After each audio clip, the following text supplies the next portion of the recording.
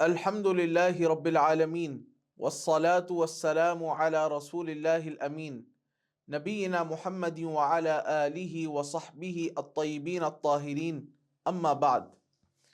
حیض و نفاس اور روزے سے متعلق احکامات رمضان المبارک کے حوالے سے اس بات کو خواتین کے لیے جاننا انتہائی ضروری ہے کہ حیض و نفاس کی حالت میں روزے سے متعلق کیا احکامات ہیں۔ ان احکامات کو میں آپ کے سامنے 3 نکات میں واضح طور پر بیان کروں گا، ان کو اچھے طریقے سے سن لیجئے۔ پہلی بات یہ ہے کہ روزے کی صحت کی شرائط میں سے یہ شرط ہے کہ عورت حیض و نفاس سے پاک ہو۔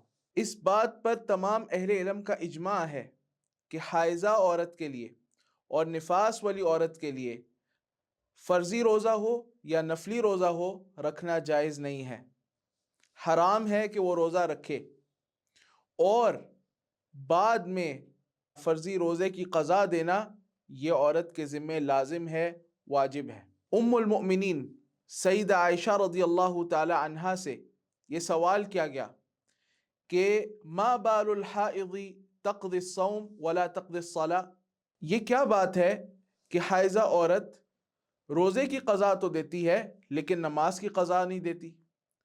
تو ام المؤمنین عائشہ رضی اللہ تعالی عنہا نے اس سے پوچھا احروریۃ انتی، کیا تو حروریہ ہے؟ حرورہ کوفہ کے پاس ایک علاقہ ہے جہاں سے خارجیوں کے نکلنے کی ابتدا ہوئی تھی۔ تو انہوں نے کہا کیا تو خارجی عورت ہے کہ تو شریعت کے احکامات پر اعتراضات کرتی ہے؟ تو اس عورت نے کہا کہ لست بحروریہ ولکنی اسأل، میں حروریہ نہیں ہوں لیکن میں صرف سوال پوچھ رہی ہوں حکمت جاننے کے لیے۔ تو ام المؤمنین عائشہ رضی اللہ تعالی عنہا نے کیا خوبصورت جواب دیا، فرمایا کان یصیبنا ذلک فنؤمر بقضاء الصوم ولا نؤمر بقضاء الصلاۃ۔ سبحان اللہ، ہمیں حیض و نفاس پہنچتا تھا لیکن ہمیں روزے کی قضا کا تو حکم دیا جاتا تھا لیکن نماز کی قضا کا حکم نہیں دیا جاتا تھا۔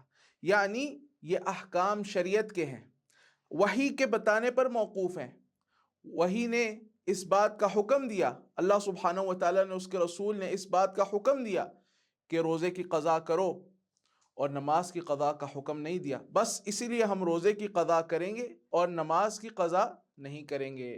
دوسرا مسئلہ جو انتہائی اہم ہے وہ یہ ہے کہ اگر ایک خاتون نے روزہ رکھا، وہ سارا دن روزے سے تھی، اس کو ماہواری نہیں تھی، افطاری کے یعنی سورج غروب ہونے سے تھوڑی دیر پہلے، چاہے چند لمحات پہلے، چند منٹ پہلے اس کو حیض آ گیا، اس کو اس کی ماہواری آ گئی، تو اس دن کا روزہ اس کا کالعدم ہو جائے گا۔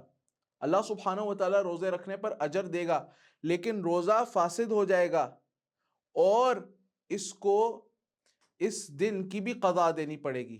البتہ اس میں ایک بات کا خیال رکھیں، صرف حیض یا ماہواری کو محسوس کرنے سے کہ حیض آنا شروع ہو گیا ہے، اس کو محسوس ہو رہا ہے، تو وہ اپنا روزہ کھول دے اور اس روزے کو باطل تصور کرے، یہ کافی نہیں ہے، بلکہ اس بات کی تحقیق کر لے، اچھی طریقے سے جانچ لے کیا واقعتاً ماہواری کا خون بہنا شروع ہو گیا۔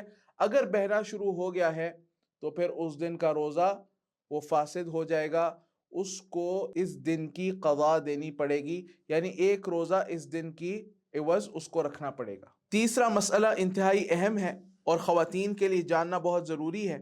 اگر ایک عورت کو ماہواری آئی ہوئی ہے اور ماہواری اس کی فجر کا وقت داخل ہونے سے کچھ لمحات پہلے ختم ہو جاتی ہے، یعنی سحری کا وقت ختم ہونے سے پہلے پہلے اس کی ماہواری کا خون آنا بند ہو جاتا ہے، تو ایسی عورت پر لازم ہے کہ اس دن کا روزہ رکھے، چاہے اس نے غسل طہارت کیا ہو یا نہ کیا ہو۔ ایسا ہو سکتا ہے کہ ایک عورت نے غسل طہارت نہ کیا ہو، اس کی ماہواری آنا بند ہو جائے بالکل فجر کا وقت داخل ہونے سے چند لمحات پہلے، تو وہ ناپاکی کی حالت میں ہی، یعنی فجر کا وقت داخل ہوگا، وہ روزہ رکھ لے گی، البتہ نماز فجر پڑھنے سے پہلے وہ غسل کر لے گی۔ ان مسائل کا جاننا یہ خواتین کے لیے انتہائی ضروری ہے۔